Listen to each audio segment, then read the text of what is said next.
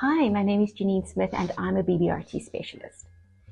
So I always get so excited to share these cases with you because it's so rewarding to actually be able to see how BBRT has assisted people and provided relief, when it comes to their debilitating symptoms. And today is no different. I'm going to share with you a case study of Mr. O, and he's a 45-year-old business owner. And he presented with a severe case of anxiety. Now, the anxiety was actually quite palpable in terms of it was impacting on his life in a drastic way. So as a business owner, he has to meet with people regularly, he has to travel. And so he started, by the time that he presented for therapy or intervention, he had already avoided a lot of these situations in order to manage his anxiety. So he started to avoid traveling. He started to avoid meeting up with people. So a lot of his business was kind of managed from home at this point. So it really started to impact on his functioning. And what was very difficult was because it had already started to impact on his self-esteem and self-worth. Because how he was feeling and presenting himself was such a far cry from the business owner, the competent business owner, and the identity that he was, it was going against his actual identity. So by the time he came, his presentation was also sort of overlapping in the sense that he also presented with symptoms of depression because of the hopelessness he felt, and because he had already engaged with a defense of avoidance. This anxiety was actually reinforced over time.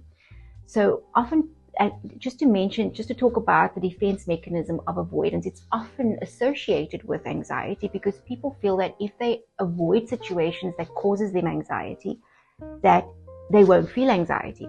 But what it does is it provides temporary relief, but because they're not engaging with what they used to experience as quite normal and natural, it starts to impact on their self-worth, their self-esteem, because it starts to inhibit their functioning.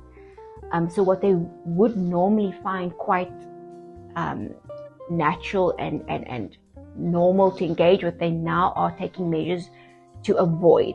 And that starts to impact on their self-worth and self-esteem.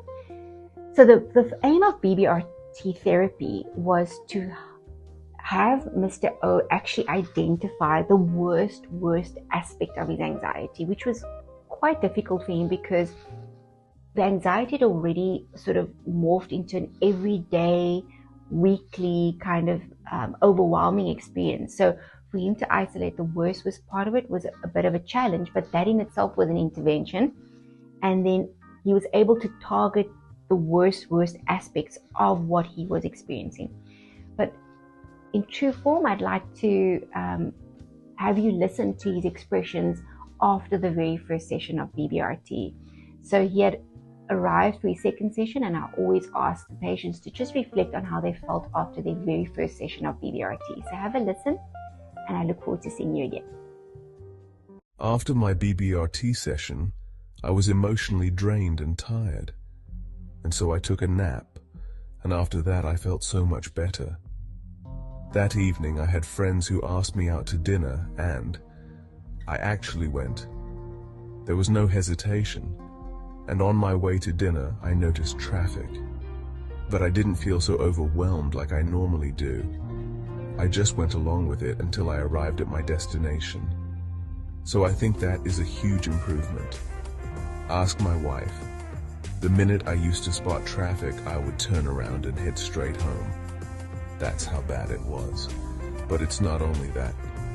After the BBRT session on Wednesday, I'm not feeling so panicky because I feel that it was that constant agitation that was really getting to me.